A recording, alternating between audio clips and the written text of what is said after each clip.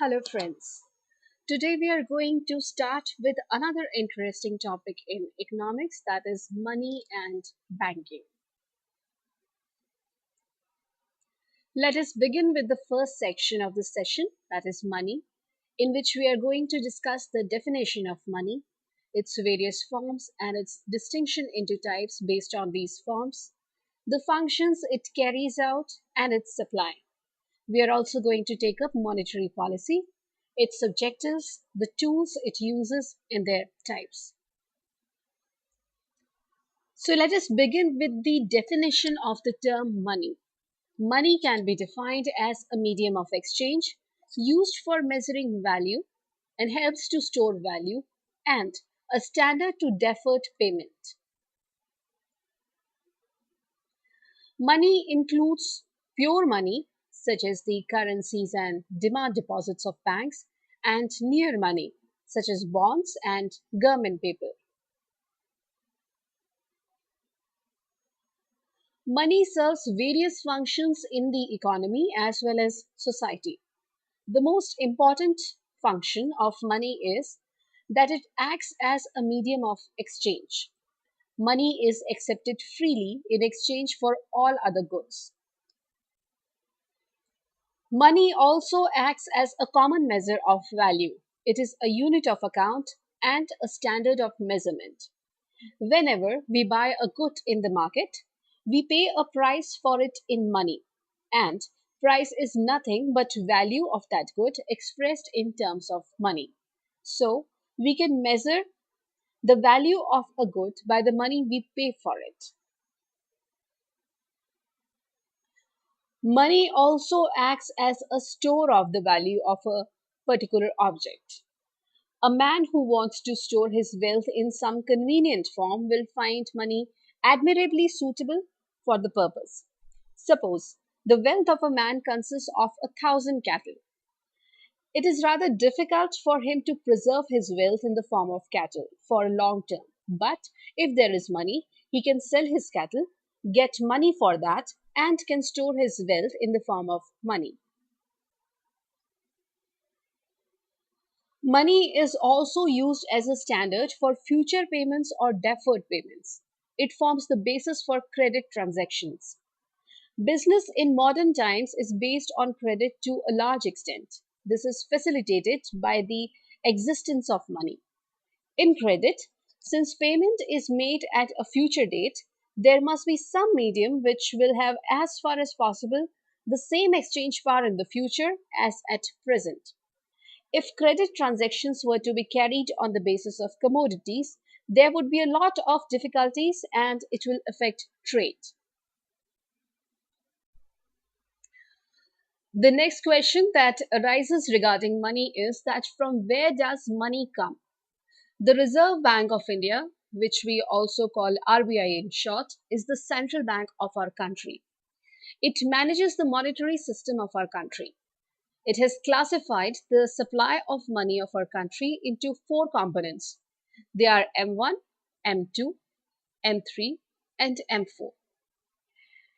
M1 includes the currency with the public. It includes coins, currency notes, and demand deposits of the public.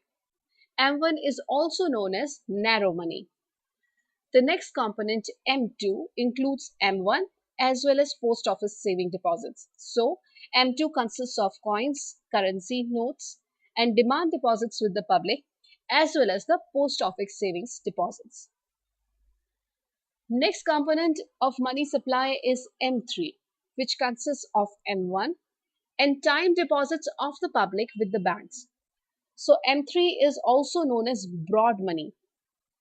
So it consists of coins, currency notes, demand deposits with the public, and time deposits of the public with the bank. The last component of money supply is M4. It consists of M3 and total post office deposits. So, on the whole, it includes coins, currency notes, demand deposits with the public, time deposits of the public with the banks, and total post office deposits.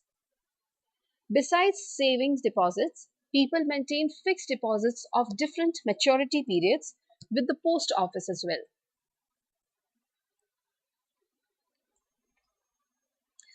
Our next topic under money is monetary policy.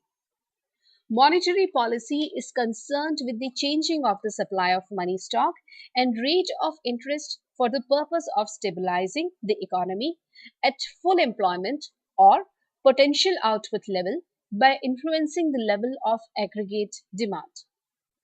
At the time of recession, the monetary policy involves the adoption of some monetary tools or instruments, or we can say monetary measures, which tend to increase the money supply and lower the interest rate so as to stimulate the aggregate demand in the economy. And at the time of inflation, the monetary policy seeks to contract the aggregate spending by tightening the money supply or by raising the rate of return.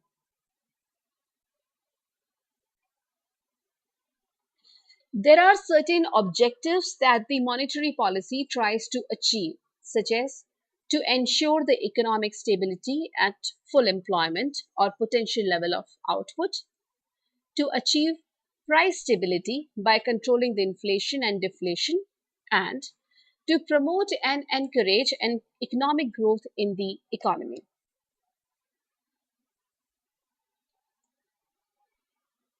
To achieve these objectives, the monetary policy makes use of certain tools or measures which are also known as the tools of credit control.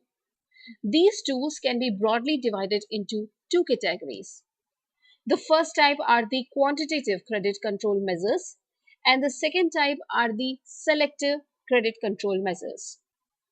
The quantitative credit control measures are again divided into bank rate policy, variation of cash reserve ratios, open market operations, and statutory liquidity ratio, which we also denote as SLR in brief. Now let us go through the various quantitative credit control measures one by one. The first quantitative credit control instrument is the bank rate policy. Bank rate is the minimum rate at which the central bank of a country, that is RBI in India, provides loan to the commercial bank of the country. Bank rate is also called discount rate because bank provides finance to the commercial bank by rediscounting the bills of exchange. When general bank raises the bank rate, the commercial bank raises their lending rates. So it results in less borrowings and reduces money supply in the economy.